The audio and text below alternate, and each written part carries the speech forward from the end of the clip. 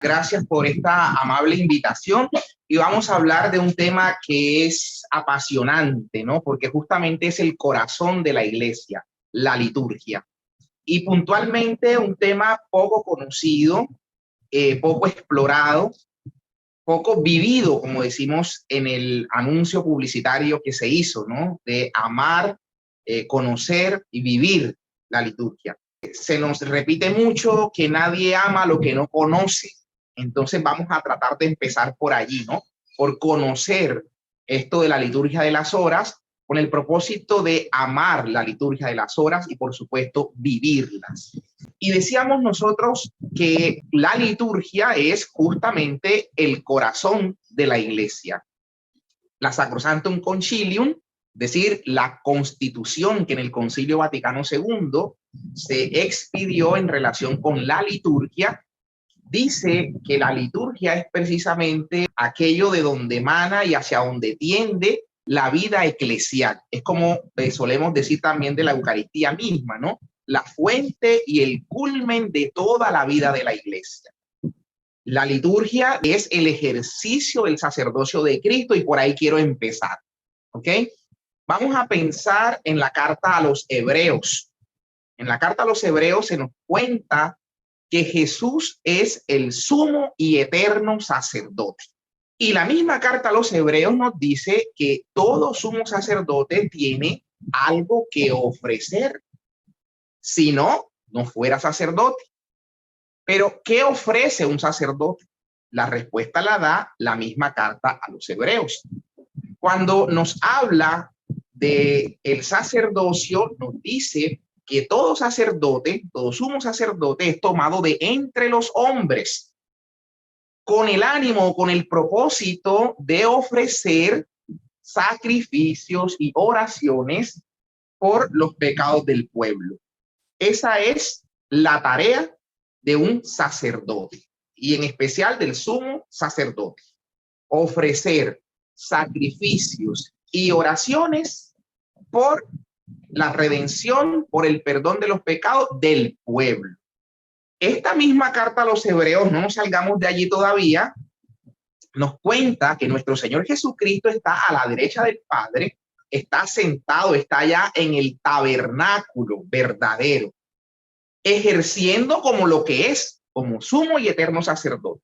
Está siendo leíto urgo, dice la carta a los Hebreos, liturgo, ¿no? Ministro de estas cosas celestiales, está ministrando desde el cielo. Pero recuerden, ¿qué hace un sacerdote? Ofrece sacrificios y oraciones por el pueblo. Nuestro Señor Jesucristo en la cruz ofreció el sacrificio perfecto, de una vez y para siempre. Nuestro Señor Jesucristo asciende a los cielos y allá está como sacerdote ejerciendo lo que emana de ese sacrificio que ofreció en la cruz del Calvario. Ese sacrificio que tuvo lugar en la cruz del Calvario. Entonces, como dice la carta a los Hebreos, que todo sacerdote tiene siempre algo que ofrecer. Si no tuviera nada que ofrecer, no fuese sacerdote. ¿Qué es entonces lo que le ofrece nuestro Señor Jesucristo al Padre, que está allá el Señor en su trono, en el tabernáculo verdadero, ministrando, siendo leíto urgo, siendo ministro de las cosas celestiales? Pues le está ofreciendo aquel mismo sacrificio de la cruz. No está con las manos vacías ante Dios. Está ofreciéndole el sacrificio de la cruz que hizo una vez, pero para siempre. Lo presenta perennemente al Padre. No es que esté repitiendo el sacrificio. Está presentándolo u ofreciéndolo perennemente al Padre. Pero junto con el sacrificio que perennemente ofrece, también ofrece oraciones, rogativas al Padre por el perdón de los pecados del pueblo. Justamente cuando nuestro Señor Jesucristo le dice a sus discípulos la noche en la que iba a ser entregado, les dice: tomen y coman, porque esto es mi cuerpo. Y también tomando la copa, el cáliz, dice: tomen y beban, porque este es el cáliz con mi sangre, y va a añadir, hagan esto en anamnesis mía, en conmemoración mía. Da la orden de perpetuar ese sacrificio. Da la orden de hacer en memoria de él ese sacrificio. Y resulta entonces que eso es lo que pasa en la liturgia eucarística. ¿Ok? Aquel sacrificio del Calvario se le presenta al Padre de modo actual en la liturgia. Cristo cabeza y nosotros su cuerpo místico ofrecemos juntamente al Padre aquel sacrificio. Ya van a ver hacia dónde voy, ¿no?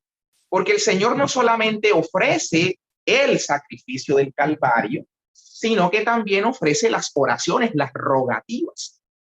Por tanto, el Señor Jesús, cuando ora al Padre, lo hace juntamente con su cuerpo místico, que es la iglesia. No ora la cabeza sola, ora la cabeza con el cuerpo, con nosotros que somos sus miembros. Por tanto, nos unimos en la oración de Cristo, cabeza y cuerpo, para llevar esas rogativas al Padre, en alabanza al Padre y para santificación de toda la comunidad eclesial, cuerpo místico de Cristo. Si entendemos que la oración litúrgica de la que estamos hablando, la iglesia como cuerpo místico se asocia a la cabeza, que es Cristo, para hacer estas rogativas de alabanza al Padre y para pedir por su santificación. Ese es el norte que debemos tener de lo que implica la oración litúrgica en la iglesia. Cuando hablamos de litúrgica, recuerden que la palabra liturgia, que viene del griego leito, urgía, leito viene de laos, que significa pueblo, público, y urgía viene de ergon, que significa obrar. Entonces, obrar público, ¿no? El quehacer público, el quehacer de todos. Otra acepción sería actuar en favor de alguien. Pero la liturgia, en una palabra, es el culto público de la iglesia. Toda la asamblea rinde culto público a Dios de la forma como Dios ha querido se rinda el culto en su iglesia. Y no hay culto de modo más perfecto que la actualización del sacrificio de Cristo en la cruz, la Eucaristía. ¿Okay? Pero insistimos que el sacerdocio de Cristo es ofrecer el sacrificio, pero ofrecer también oraciones y rogativas. Por eso la oración de las horas, de la que vamos a hablar, la liturgia de las horas, es justamente eso, el ejercicio del sacerdocio de Cristo, el cuerpo místico de Cristo, que es la iglesia, uniéndose a la cabeza y elevando estas rogativas en la misma voz de Cristo, y como quien dice, prestándole nuestras voces a Cristo, elevando esas oraciones al Padre. Así es como tenemos que entender esto. Ahora bien, en el año 1970, Pablo VI, en una catequesis del 22 de abril, él se hace unas preguntas. ¿Qué es la iglesia? ¿Qué otra cosa pretende la iglesia? ¿Qué busca la iglesia? Si no es precisamente la oración, ¿no? A través de Cristo, la iglesia, a través de Cristo encuentra el modo auténtico de elevar la plegaria, de hablarle a Dios. Fíjense qué bonito lo que dice el Papa Pablo VI, ¿no? A través de Cristo, la iglesia encuentra el modo auténtico de hablarle a Dios y también de hablar de Dios, porque esa es la misión de la iglesia. Hablarle a Dios, llenarse de él y hablar de él. Cristo mandó predicar, ¿verdad? Pero también pidió que incesantemente orásemos. Insistió en la oración constante. Constante es la palabra, ¿no?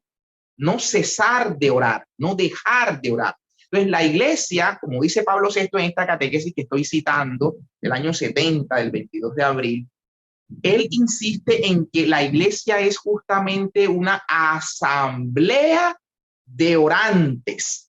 Estamos allí asociados, todos estamos asociados en función de la oración. Orar constantemente, y esa es la misión de la iglesia, estar orando. El Apocalipsis termina hablando de un matrimonio, de unas bodas del Cordero. La iglesia, su esposa, el Cordero, se unen y son una sola cosa. De hecho, Pablo habla de este misterio de la iglesia y lo asocia a el matrimonio, ¿verdad? Así como Cristo se sacrificó por la iglesia para purificarla, así le pide a los esposos que amemos a nuestras esposas.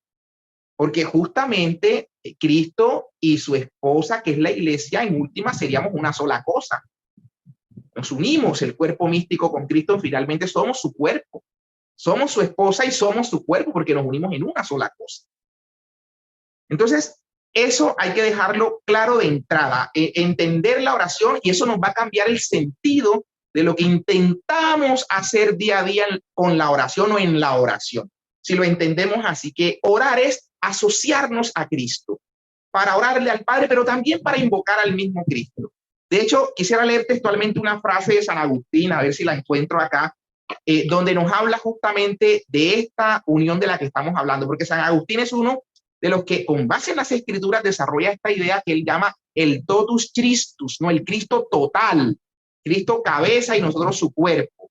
Entonces él, San Agustín, va a decir lo siguiente, a ver, dice, cuando es el cuerpo del Hijo quien ora, no se separa de su cabeza, y el mismo Salvador del cuerpo, nuestro Señor Jesucristo, es el que ora por nosotros, ora en nosotros y es invocado por nosotros. Ora por nosotros como sacerdote nuestro, ora en nosotros por ser nuestra cabeza, es invocado por nosotros como Dios nuestro. Reconozcamos pues en él nuestras propias voces y reconozcamos también su voz en nosotros. En Salmos 85, versículo 1, escrito por San Agustín de Hipona. Entonces, qué belleza esto que San Agustín nos cuenta, ¿verdad? Cómo oramos con Cristo, pero también en Cristo, y también lo invocamos a él. Me gusta hacer énfasis cuando quiero hablar de esta realidad de unirnos a Cristo con lo que ocurre en la Eucaristía. Hay un momento que a veces lo pasamos por alto en la misa, que es el momento de la mezcla, cuando el sacerdote lleva le llevan al sacerdote las vinajeras y en el cáliz hace el vertimiento del vino y luego deja caer unas gotitas de agua, ¿verdad? Y en secreto el sacerdote, sin que lo escuchemos, él ahí está diciéndole a Dios nuestro Padre que nos permita participar de la naturaleza divina de aquel que se dignó participar de nuestra naturaleza humana, Cristo el Señor, que nos permita participar. Por eso en la doxología final, luego, cuando el sacerdote levanta ya el cáliz consagrado con la sangre de Cristo y el pan siendo ya el cuerpo de Cristo, levanta y dice por Cristo, con él y en él, en él. Estamos unidos y en él nos presentamos al Padre, nos ofrecemos al Padre, pero también con él, porque él es la cabeza y nosotros el cuerpo. Entonces, juntos con él estamos ofreciéndole al Padre ese sacrificio. Entonces, no perdamos de vista esa idea que es central para lo que vamos a desarrollar a continuación. De hecho, el mismo San Agustín va a decir lo siguiente, quiero que escuchen esta parte, ¿no? Haciéndonos consigo un solo hombre, cabeza y cuerpo, luego oramos a él, por él y en él. Hablamos con él y habla él con nosotros y recitamos en él y él recita en nosotros la oración. Nadie pues diga no habla Cristo o no hablo yo. Antes bien diga ambas cosas. Habla Cristo y hablo yo. Miren eso tan bonito, ¿no? Tan bonito cuando oramos, nos asociamos a Cristo en nuestra cabeza y habla él y hablamos nosotros. Ambos le hablamos al Padre. Él le ora y le ora por nosotros y le ora en nosotros y nosotros también invocándolo a él, también con nuestra voz que se la prestamos a él, se le habla al Padre. ¿Ok? Ahora, Hay una parte también bonita que otro padre de la iglesia dice lo siguiente. Aquí hablo de Clemente de Alejandría. Clemente de Alejandría va a decir esto: Cristo canta a su Padre con ese instrumento a mil voces. Acompaña su alabanza con esta cítara que es el hombre. ¡Qué belleza! ¿No? Cristo acompaña la alabanza al Padre con nosotros, que somos la cítara con la que Él acompaña su oración. Cristo como sacerdote orando al Padre, pero nosotros ahí con nuestras voces, en nuestra armonía, en lo que somos, le servimos como de cítara, de instrumento para que esa voz melodiosa de Cristo llegue junto con la alabanza y la armonía nuestra al Padre. ¿Okay? Ya van a ver por qué estoy insistiendo tanto en esto, ¿no? Porque ustedes dirán, bueno, no hemos hablado aún de la liturgia de las horas. Es que a eso vamos, pero tenemos que tener esta mentalidad de la que quiero impregnar esta parte introductoria. Y quiero cerrar con unas expresiones que usó Eusebio de Cesarea, que dice lo siguiente: Cristo habla por nosotros, nosotros somos sus labios y su lengua. Eso lo dice el gran historiador eclesiástico Eusebio de Cesarea. ¿Sí? Y ahora sí, se encontró una anáfora egipcia que se conoce como la anáfora de Serapión. Anáfora es plegaria, ¿no? Plegaria, oración. Entonces, esta anáfora de Serapión dice lo siguiente: hable en nosotros el Señor Jesús y el Espíritu Santo te celebre con himnos de alabanza a través de nosotros. También qué belleza, ¿no? Es la asamblea en esta anáfora, se está sintiendo, como dice San Pablo, que nosotros no sabemos orar, no sabemos. Y entonces esa anáfora, llamada así de Serapión, lo que recoge es esa debilidad, ese reconocimiento del hombre que no sabe orar, y sencillamente dice que sea Cristo el que hable por nosotros, en nosotros, y que por el Espíritu, por medio de él, nuestra alabanza llegue a ti. Bueno, dicho todo esto, entonces, ahora sí, vamos a ver por qué decíamos todo esto que hemos contado para poder entender el sentido profundo que tiene la oración, y que desde hoy hay que cambiar la idea que nosotros venimos construyendo y que venimos asumiendo de la oración, ¿no? Ese ratico donde ahí en mi cuarto yo me siento allí y me pongo a orar con el Señor. Eso no está mal, ¿no? No estoy diciendo que esté mal. Simplemente que vayamos un paso más allá y lo entendamos así como lo es esta oración, que es la oración litúrgica, ¿no? Donde nos metemos en la persona de Cristo, en él, pero también siendo él nuestra cabeza, nosotros como cuerpo juntos elevamos nuestra oración al Padre. Ahora bien, San Pablo, si vamos a las Escrituras, San Pablo también es uno de los que nos insiste en que debemos orar insistentemente, ¿no? Él, de hecho, en la carta a los Colosenses, en el capítulo 3, verso 16, y se va a repetir en la carta a los Efesios, en el capítulo 5, en el verso 19, va a insistir en que oremos, y nos dice de qué manera. Él nos va a decir que elevemos a Dios cánticos, himnos y salmos. Miren esa trilogía de la que habla San Pablo, ¿no? Que en nuestras asambleas, en nuestras oraciones, lo hagamos con salmos, con cánticos inspirados y con himnos. Bueno, ya veremos que de eso es justamente de lo que se compone la liturgia de las horas. Pero para poder entender mejor esto de la liturgia de las horas, y situándonos en que Dios nuestro Padre en las Escrituras nos pide que oremos insistentemente, constantemente, la iglesia, que como ya he dicho, es un escenario en el que debe vivir en oración, la iglesia quiere santificar constantemente todo cuanto hace. Y es la razón por la cual está lo que nosotros llamamos el calendario litúrgico, ¿ok? El calendario litúrgico.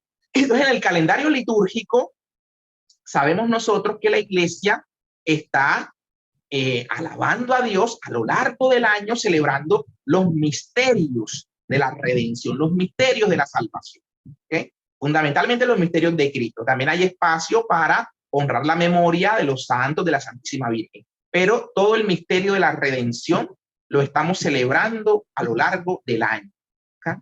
Pero también la iglesia quiere no solamente el año, porque ella quiere bendecir todo el tiempo y los espacios, también la iglesia demarca días en particulares, por ejemplo, el domingo. La iglesia busca bendecir todo el día, ¿verdad? Esa es la intención, bendecir el día. Y esa es la razón por la que se ha visto conveniente dividir el día en fragmentos, ¿no? Por momentos, por etapas. Y así es como nosotros encontramos un primer momento que llamamos laudes en la mañana, la primera hora del día. Realmente la hora primera en la división que se tenía en la antigüedad era la prima o la hora primera, por ahí a las 6 de la mañana. Luego venía otra hora, la hora tercia, a eso de las 9 de la mañana, la hora sexta, de donde viene la palabra siesta, a las 12 del día más o menos, la hora nona a las 3 de la tarde, ya al caer la tarde, las vísperas, y en la noche las completas. Esta es, o digamos, son las horas a lo largo del día en que la iglesia quiere estar alabando constantemente al Señor para que todo el día estar en oración. Entonces, cuando nos levantamos, como alabamos a Dios con la oración de la mañana, esa oración de la mañana la llamamos las laudes. Al levantarnos, alabamos a Dios nuestro Padre a través del rezo de laudes, ¿no? Podríamos decir como la primera hora hoy día, ¿no? Las laudes. Y otra hora fundamental, al caer la tarde, las vísperas. Las laudes, la oración de la mañana, por la cual nosotros alabamos a Dios. Y en la tarde, las vísperas, pues ya caer la noche, la tarde, ¿qué estamos haciendo? Dándole gracias a Dios por todo el trabajo del día y ofreciéndole los frutos a Dios de ese día. Ese es el sentido que tienen las vísperas, ¿no? Ofrecerle a Dios nuestro Padre el fruto del trabajo del día. Entonces, esas 2 horas son tal vez las horas más importantes. Las laudes, la oración de la mañana, pues nos levantamos. De hecho, San Basilio Magno dice algo muy bonito sobre esta primera oración. La oración de la mañana está hecha para consagrar a Dios los primeros movimientos de nuestra mente y de nuestro espíritu. Repito, la oración de la mañana está hecha para consagrar a Dios los primeros movimientos de nuestra mente y de nuestro espíritu. Entonces, ahí tenemos el sentido de la oración de la mañana. Y luego, entonces, decía que la otra hora principal eran las vísperas, cayendo ya la tarde, el hombre que ha trabajado todo el día, que se ha esforzado, entonces ofrece a Dios los frutos, cualquiera que ellos hayan sido, alegres o amargos, pero en todo caso frutos, los ofrece a Dios nuestro Padre. Digamos que son las horas principales. Y están entonces esas horas intermedias que he dicho, ¿no? La hora tercia, eso de las 9 de la mañana, la hora sexta a las 12 del mediodía, la hora nona a las 3 de la tarde. De hecho, cada hora nos trae en teoría un recuerdo. Por ejemplo, la hora tercia a las 9 de la mañana fue la hora de la condena a muerte de Jesús. Y en Hechos de los Apóstoles vemos que a esa hora, dice el texto de los Hechos de los Apóstoles, que fue el descenso del Espíritu Santo, a la hora tercia. Y a la hora sexta, las Escrituras nos narran por lo menos 2 eventos. Uno es, sí, la crucifixión de nuestro Señor. Fue crucificado a la hora sexta, 12 del día. También nos dice que Pedro subió a lo alto, al tejado, y ahí tuvo una visión, y fue la visión por medio de la cual luego se le abren las puertas de la iglesia a los gentiles. Entonces dice que Pedro subió a la oración de la hora sexta, así textualmente lo dice, a la oración de la hora sexta. Y también en la hora nona, que es la muerte de nuestro Señor, las 3 de la tarde, a la hora nona, en las Escrituras encontramos que los apóstoles iban al templo a la oración de la hora nona. A esa hora iban al templo a orar. ¿Okay? Entonces hay un sentido en cada cosa. Entonces fíjense que lo que ha querido la iglesia es bendecir todo el día, porque esa es su tarea como esposa del Señor, estar en oración constante. Y para eso entonces ha hecho esa división de laudes y vísperas como hora principal, y ha tenido entonces en el intermedio la hora tercia a las 9, la hora sexta a las 12 y la hora nona a las 3 de la tarde. Pero ahí no termina todo. hay que ir a dormir. Entonces hay una oración litúrgica que la iglesia propone para el descanso nocturno. A la hora en la que uno se va a la cama, antes de dormir, debería abrir el libro de oraciones y orar con la oración inspirada que encontramos ahí en esta liturgia de las horas, de la cual ya ahondaremos. Y esa oración al final de la noche se llama las completas, ¿no? Con lo cual completamos el cuadro de oración del día y hemos bendecido todo el día. Y es muy bonita las completas porque empieza justamente con un examen de conciencia. ¿Qué hice en todo este día? Cuando salí de mi casa, se atravesó el señor de la moto o del carro y me dio rabia y le grité. Y entonces ahí yo estoy revisando mi día, cómo estuvo. Me despedí de mis hijos, di la bendición en mi casa, le di el beso de despedida a mi esposa, ¿no? Llamé a aquel amigo enfermo que quedé que hoy llamaba. Todo el día lo reviso antes de dormir. Y termino con ese examen de conciencia y al final hay una oración muy bonita con la que concluye que a algunos les da miedo, ¿no? Porque justamente esa oración hace referencia a que el Señor nos bendiga, nos conceda una noche tranquila y añade, y una santa muerte. Fíjense que eso tiene un sentido muy importante porque lo que nos está invitando la oración de la noche es también a tomar conciencia de nuestra muerte. ¿Qué tal si cada día al dormir, porque el dormir justamente es un signo que nosotros los seres humanos tenemos de lo que implicaría la muerte en nuestra vida, ¿no? La dormición final nuestra, deberíamos nosotros entender que todos algún día no volveremos a abrir los ojos en esta vida terrena. Entonces, qué bueno que el día termine con un examen de conciencia y justamente nos preparemos para nuestra muerte. En las mañanas nos levantamos porque abrimos los ojos y nos levantamos alabando a Dios nuestro Padre, pero al caer la tarde, las vísperas, también tienen un sentido muy profundo y es entender cómo, así como el sol va cayendo, como va cayendo la tarde y se viene encima la noche, ¿no? También entender que la vida ya puede estar en nuestro ocaso, ya puede estar cesando nuestra vida. Y es importante que también vayamos en esa línea de la santificación del alma para modificarnos, ¿no? Y en lo posible presentarnos ante Dios con la dignidad que Él esperaría, fruto, por supuesto, de su sacrificio en la cruz. Ahora, dicho esto, que es más o menos el sentido de las cosas, vamos a ver ya lo que contiene esta oración litúrgica que llamamos liturgia de las horas. ¿De qué está compuesta? Fíjense que hace un rato yo decía que San Pablo insiste en que por favor, cuando estemos en las asambleas, oremos con cánticos inspirados, con himnos y con salmos. Pues bien, resulta que en la antigüedad los monjes quienes vivían en los conventos tenían por hábito hacer a lo largo del día los 150 salmos que tienen las escrituras.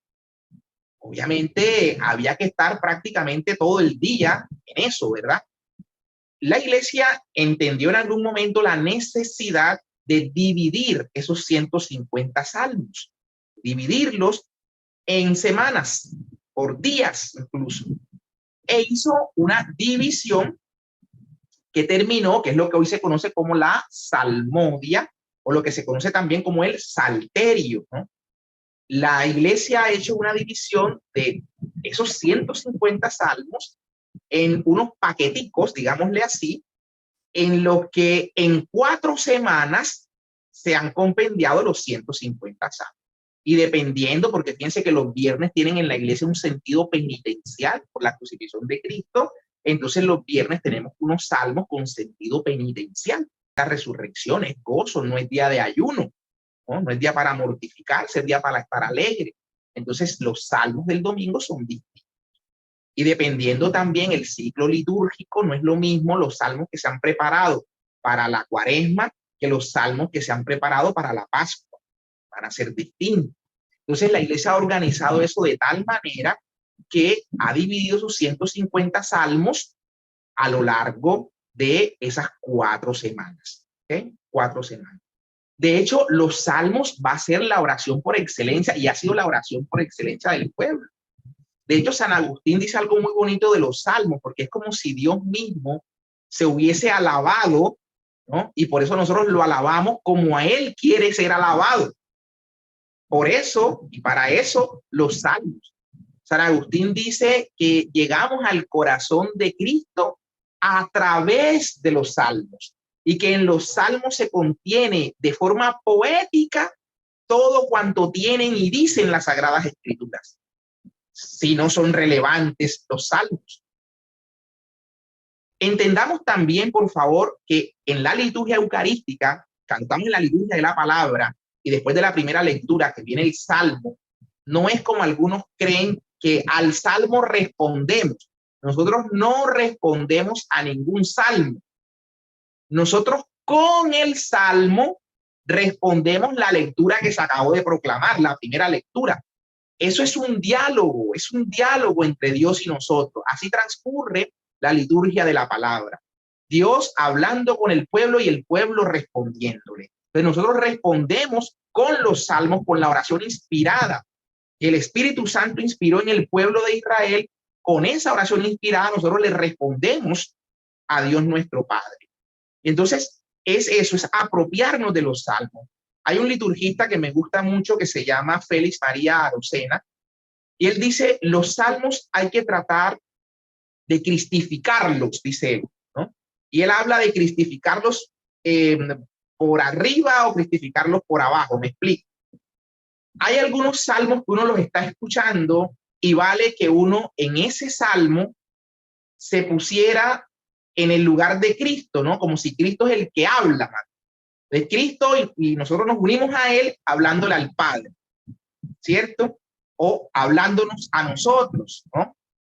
Y lo mismo algunos salmos en los cuales nosotros escuchamos y lo que se habla de pronto es del corazón contrito, del pecador, perdóname. Y uno dijera, bueno, yo ese salmo no se lo voy a aplicar a Cristo pidiendo perdón. Ese es un salmo que lo aplico yo como ser humano, como persona, que pido perdón, y bajo la cabeza y pido perdón. Le digo a Cristo perdón, ¿verdad? Y él y yo al Padre le pedimos perdón. Yo le presto, digamos, él por mi voz pide perdón por mí. Recuerden que él como sacerdote está ejerciendo ese sacerdocio orando por nosotros. Entonces, entender y meternos en el corazón del salmo. Entonces, los salmos están hechos justamente para orar. Y la liturgia de las horas se compone fundamentalmente de salmos. Generalmente las salmodias, sobre todo en las horas principales, como he dicho, laudes y vísperas, esas horas se componen generalmente de 3 salmos. ¿Okay? Entonces tenemos 3 salmos que hacemos en la oración. Además de esto, cuando la liturgia de las horas va a iniciar con un himno, recuerden lo que estoy diciendo de San Pablo en Colosenses 3:16 y en Efesios 5:19, que oremos con salmos, con himnos y con cánticos inspirados. Pues bien, la liturgia de las horas generalmente va a tener un himno. El himno no es de inspiración divina, ¿ok? Aunque eso no lo sabríamos, lo que quiero decir es que no está tomado de las escrituras, ¿ok? No quiero igualarlo tampoco a las escrituras, de ninguna manera, ¿no? Pero seguramente muchos de esos himnos fueron escritos en momentos en los que el mismo Dios suscitó a ese cristiano, haya sido obispo, haya sido clérigo, que Dios suscitó esos himnos. Por ejemplo, tenemos en la liturgia, díganme si no es una maravilla, que es una especie de salmo cristiano, podríamos decir, ¿no? Acéptenme la expresión. Gloria a Dios en el cielo y en la tierra paz a los hombres que ama el Señor.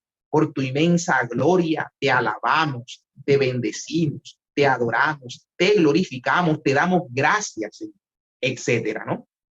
Entonces, esa belleza que tenemos en la liturgia, que a veces nos la cambian por cualquier canto por allí que alguien compuso y que cambió la letra, pero suena bonito y con palmas, y lo sustituyen, el himno del Gloria, por esos cantos que a veces poco dicen, pero los cantamos porque suenan sabrosos, porque nos hacen mover las caderas y nos hacen aplaudir.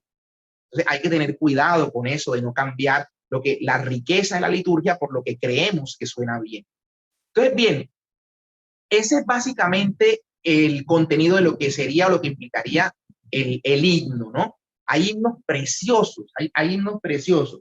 Hay un himno que dice, recuerdo que lo hacemos como para Semana Santa, me excusan si se me escapa algo en algún momento, pero dice, no me mueve mi Dios para quererte, el cielo que me tienes prometido, ni me mueve el infierno tan temido para dejar por eso de ofenderte.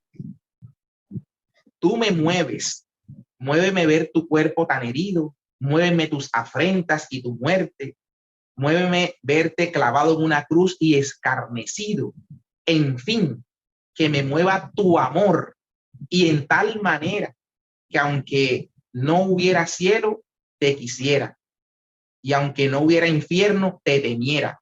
No me tienes que dar porque te quiera, pues aun cuando lo que espero no esperara, lo mismo que te quiero, te quisiera. Por poner un ejemplo, ¿no? De un himno que trae la liturgia de las horas. Entonces arrancamos con ese himno en laudes y luego vendría la salmodia, estos 3 salmos.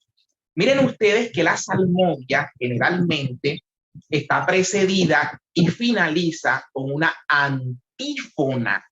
Esa palabra antífona, que viene del griego antifore o foné, antifoné, que es como contra el sonido, ¿no? Es como que un contracoro, a lo que se cantó, el otro responde. Y justamente es eso.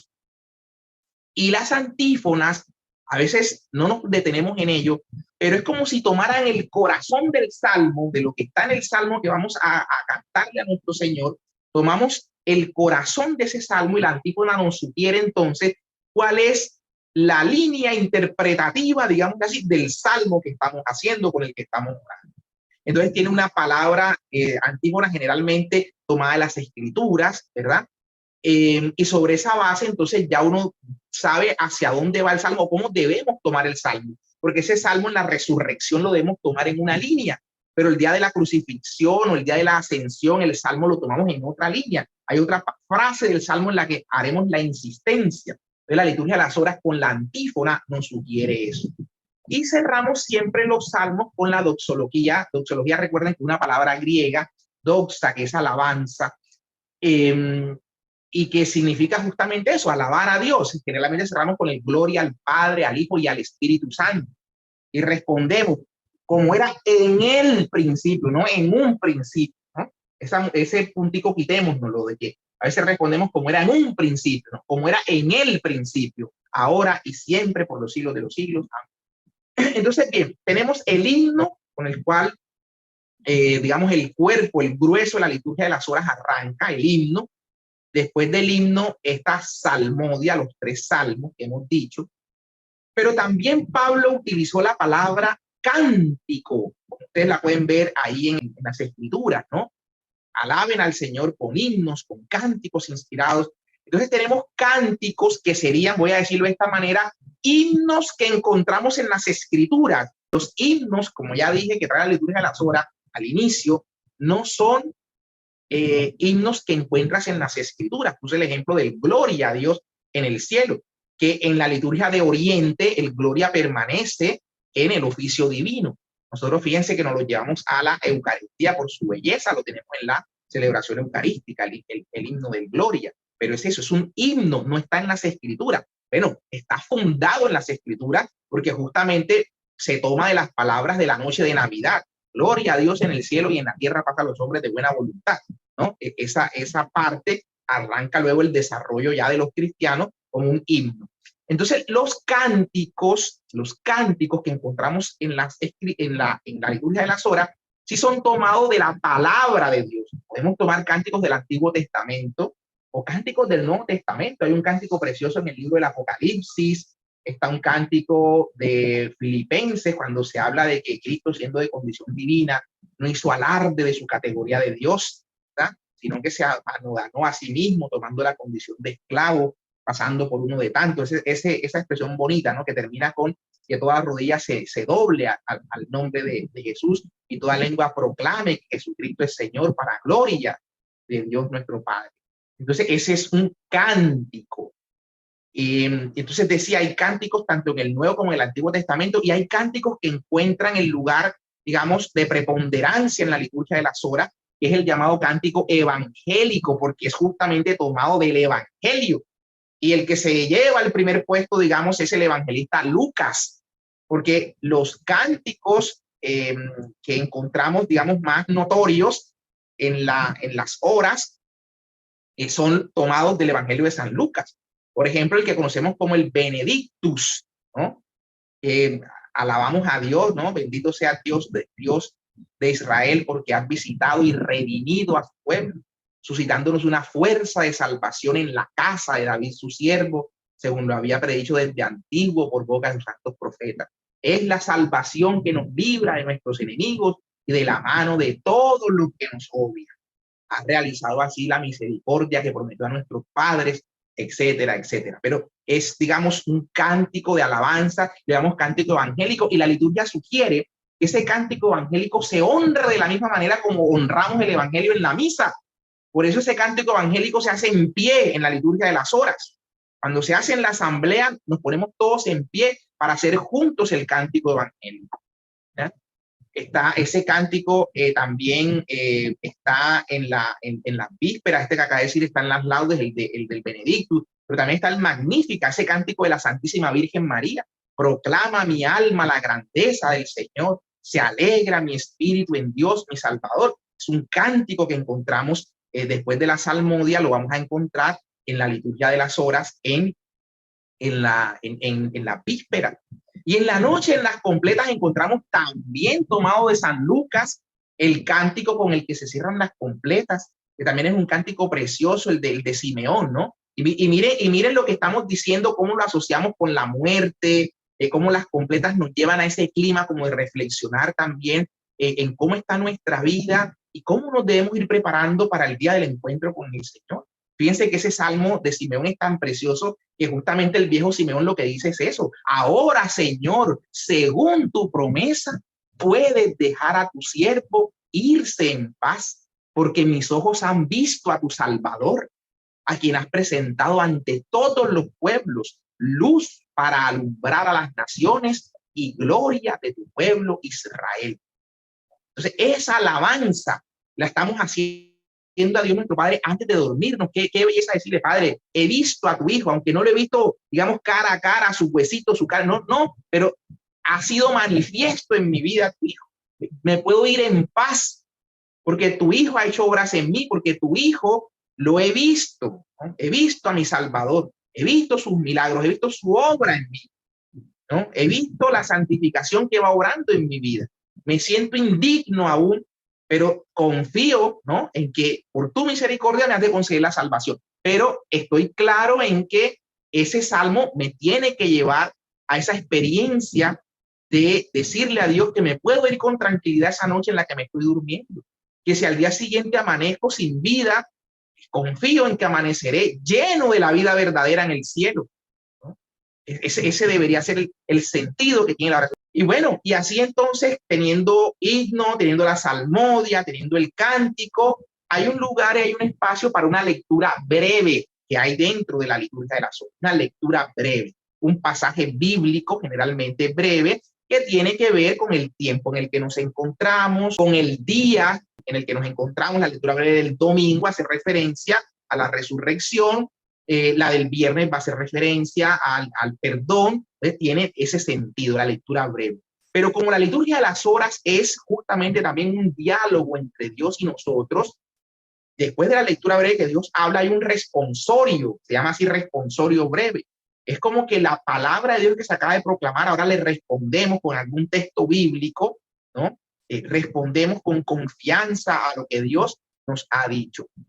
Y luego de esto van a venir las llamadas preces, unas intenciones de oración, ¿okay? Unas intenciones de oración. Entonces, la iglesia nos ha pedido que oremos por las autoridades, que oremos por los que nos gobiernan, que oremos por los que lideran la comunidad, que oremos por los enfermos, por las necesidades del mundo. Entonces hay unas intenciones allí en la liturgia de las horas. Y luego un espacio para decir, ahora usted, la oración que usted quiera ponerle ahí a Dios, intenciones libres, la puede hacer. Pero fíjense que todos estos espacios que hemos hablado, si yo paso de un salmo a otro, la liturgia nos va a pedir mucho el silencio, el silencio, el silencio. Yo no entiendo qué cosa y qué miedo le tenemos en la iglesia al silencio, ¿no? No vino el coro a cantar y a veces yo digo cuando el coro no llega, qué bien, ¿no? Porque en la comunión tal vez estemos en silencio. No, hay que cantar en la comunión. Y cuando pareciera que todo se queda en silencio porque se acabó la canción, hay que meter otra canción. Estamos en la llamada hora santa y por alguna razón hay un momento de silencio y parece como que el silencio es malo y hay que meter un canto o alguien tiene que salir y hablar y orar en voz alta. No, no le tengamos miedo al silencio. El Señor se manifestó, como dice las escrituras, no estaba ahí en el trueno, en el relámpago, estaba en la brisa leve, en la brisa suave, ¿no? Y generalmente ahí se manifiesta el Señor en el silencio, el susurro de Dios. Hay que saberlo escuchar. Entonces, esa es la mecánica. Y fíjense ustedes, con esto quiero ir ya cerrando, cuando empezamos la oración en el día, siempre la vamos a empezar para que sepamos que no es oración nuestra, humana. Señor, abre mis labios y mi boca proclamará tu alabanza. Abre mis labios y mi boca proclamará tu alabanza. Que seas tú, Señor, el que abra mis labios, ¿no? Y que la alabanza que salga de mí sea justamente la que tú mismo suscitas en mí. Y eso, ahí es donde vamos, ahí la asociamos a Cristo para levantar el pan. Y después de ese inicio, hay un salmo que generalmente le llamamos invitatorio. La iglesia ha seleccionado 4 salmos: el Salmo 94, el Salmo 99, el Salmo 66 y el Salmo 23. Son los invitatorios a la alabanza, ¿no? Entonces eso tiene unas reglas que otro día las podríamos mirar de cómo se hace la liturgia de las obras. Esas reglas pues van en que si ya habíamos hecho el oficio de lecturas, que no les hablé de eso, porque aparte de estas horas que hemos dicho, laudes, una, la hora tercia, la hora sexta, la hora nona, las vísperas y las completas, ¿ok? Y está el oficio de lectura. Si ustedes ven, hay un salmo precioso que dice, te alabaré, Señor, todo el día 7 veces. No crean que es coincidencia, ¿no? Lo que el Espíritu suscita en la iglesia. Y estas serían las 7 veces en las que al día estaríamos alabando y bendiciendo a Dios. Obviamente, esto es obligatorio, voy a usar esa palabra, para los sacerdotes, ¿no? Para los que se consagran. Pero a nosotros los laicos nos invitan a asociarnos, sea en la asamblea, en la comunidad. Qué triste, ¿no? Si yo preguntara aquí, ¿en cuántas parroquias se hace el rezo de vísperas algún día a la semana o al mes? ¿En cuántas parroquias se hace el rezo de laudes antes de empezar la misa? Yo recuerdo en mi parroquia anterior, se compraron los libritos y antes de empezar la misa, qué bonito, toda la asamblea hacíamos las laudes juntos.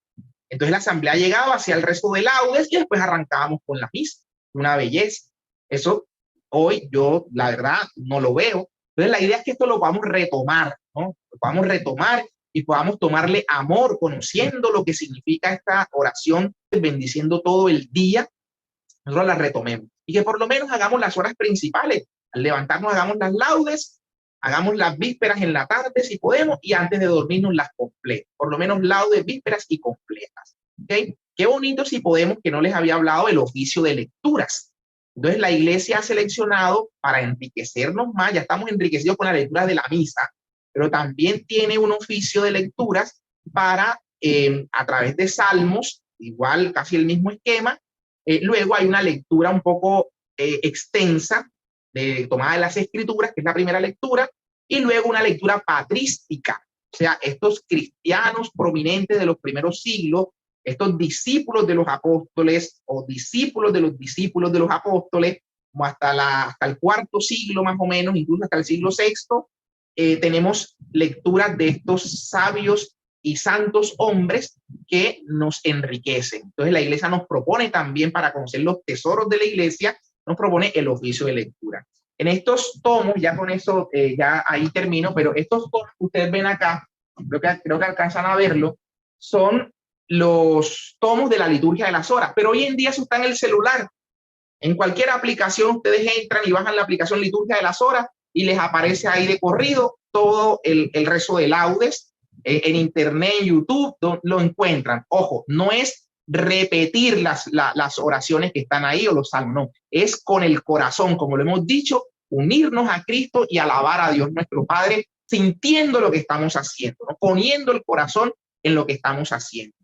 Entonces, ahí está, recuerden ustedes que el calendario litúrgico está dividido en 4 grandes momentos, ¿no? El Adviento, la Navidad, la Cuaresma, la Pascua y el tiempo ordinario. Y así entonces la liturgia de las horas tiene un tomo para cada tiempo, ¿no? Un tomo para cada tiempo. Bueno, está el de Cuaresma y Pascua está junto, Adviento y Navidad están juntos, y los otros 2 son una parte del tiempo ordinario y la otra parte del tiempo ordinario. Entonces, eso básicamente era lo que quería compartirles. Así que ahora pasamos a las preguntas si las hay. Así que adelante.